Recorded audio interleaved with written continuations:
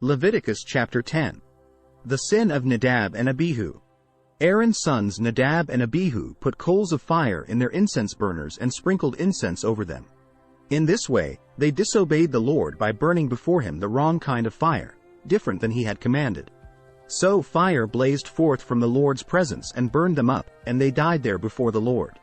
Then Moses said to Aaron, "This is what the Lord meant when he said, 'I will display my holiness through those who come near me. I will display my glory before all the people.'" And Aaron was silent.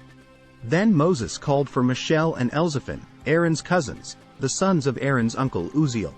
He said to them, "Come forward and carry away the bodies of your relatives from in front of the sanctuary to a place outside the camp."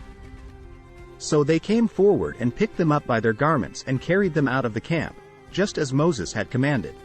Then Moses said to Aaron and his sons Eleazar and Ithamar, "Do not show grief by leaving your hair uncombed or by tearing your clothes.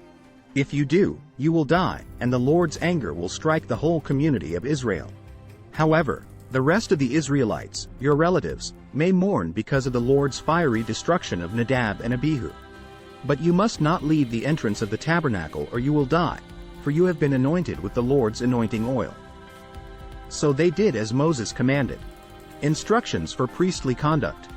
Then the Lord said to Aaron, "You and your descendants must never drink wine or any other alcoholic drink before going into the tabernacle. If you do, you will die. This is a permanent law for you, and it must be observed from generation to generation. You must distinguish between what is sacred and what is common, between what is ceremonially unclean and what is clean. And you must teach the Israelites all the decrees that the Lord has given them through Moses." Then Moses said to Aaron and his remaining sons, Eleazar and Ithamar, "Take what is left of the grain offering after a portion has been presented as a special gift to the Lord, and eat it beside the altar. Make sure it contains no yeast, for it is most holy. You must eat it in a sacred place, for it has been given to you and your descendants as your portion of the special gifts presented to the Lord. These are the commands I have been given. But the breast and thigh that were lifted up as a special offering may be eaten in any place that is ceremonially clean. These parts have been given to you and your descendants as your portion of the peace offerings presented by the people of Israel.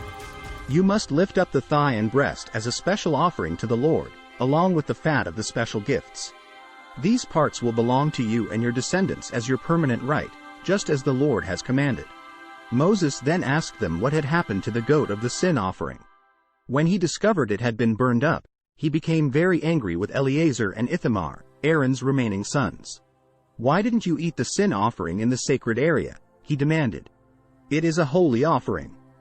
The Lord has given it to you to remove the guilt of the community and to purify the people, making them right with the Lord. Since the animal's blood was not brought into the holy place, you should have eaten the meat in the sacred area as I ordered you." Then Aaron answered Moses, "Today my sons presented both their sin offering and their burnt offering to the Lord. And yet this tragedy has happened to me. If I had eaten the people's sin offering on such a tragic day as this, would the Lord have been pleased?"